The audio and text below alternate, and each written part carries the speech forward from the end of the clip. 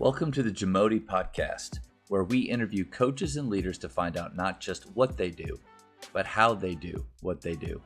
Becoming the best version of ourselves is JAMODI, just a matter of doing it.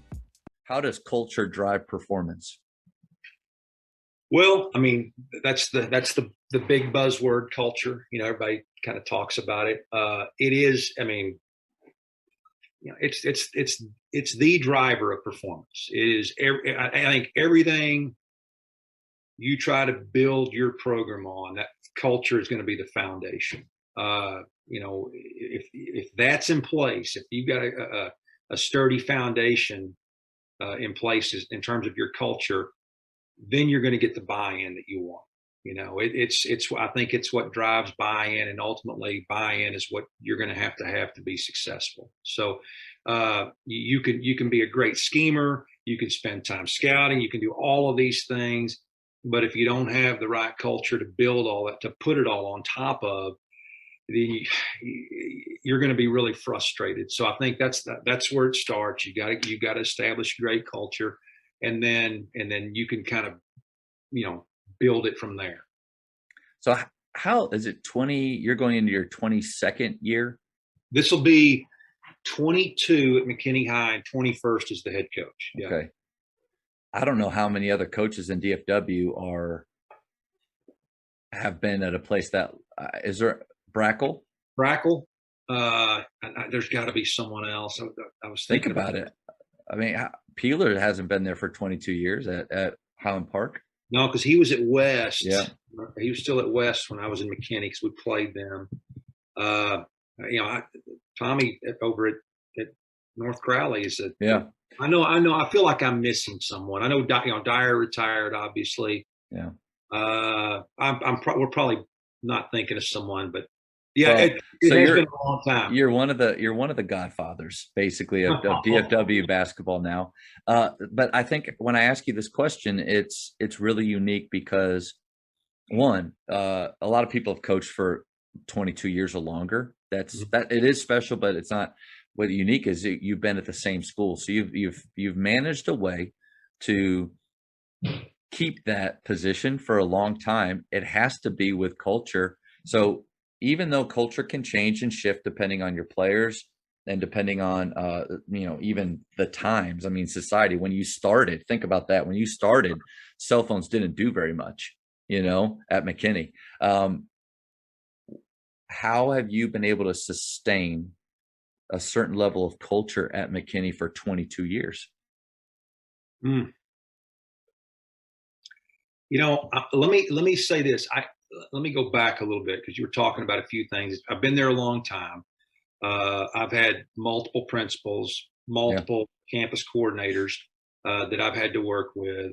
I think it's important, in anything that you do, to have the ability to work with other people. And you can't be so demanding on, this is my way or the highway. You have to be willing to compromise some. So in terms of being able to keep my job, I was very fortunate. My first few years, our program had kind of hit a bottom. We were a really small school competing in the largest division. We had kids that played incredibly hard for us, but we just didn't match up with the people we were playing with. So my first 3 years, I jokingly say, from a record standpoint, they were resume killers. So it took years to get on the right side of that.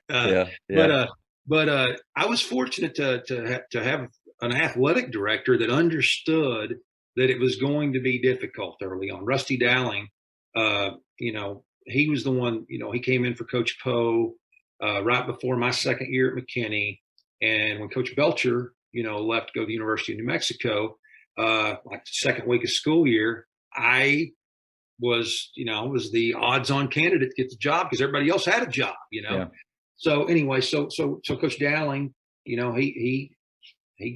I got the job, and he knew it was going to be tough, and fortunately, they were willing to be patient, and then I think the fourth year we got to where we're about average.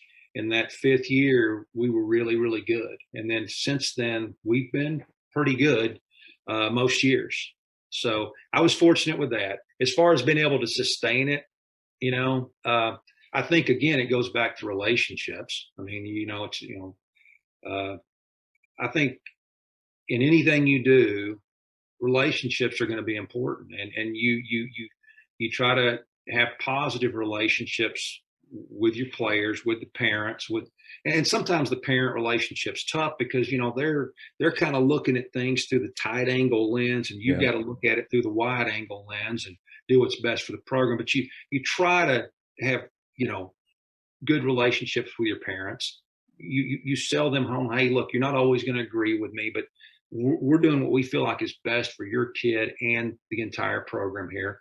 And then just creating an environment that the kids want to be a part of, and we've got a lot of kids right now that have aspirations of playing college basketball and will play college basketball. And one of the things that I've always told our guys, look, I will never get in the way of that. Anytime you need to get in this gym, I'm going to have this thing available to you as often as you need it, So I think that's important. So it's important that I invest a lot of my time. So I have to make sacrifices, because I could be doing a lot of other things during my off time. But if those kids want to be in the gym, then I want the gym to be open for them. I want it to be available to them. So I think, we've established a culture where the kids believe that, hey, our staff here really is invested in us, and they want to do anything they can to help us get to our goals. And so I think that's been a big part of it. And again, it all goes back to your relationships and how you treat people, how you invest in people. Thank you for checking out today's episode.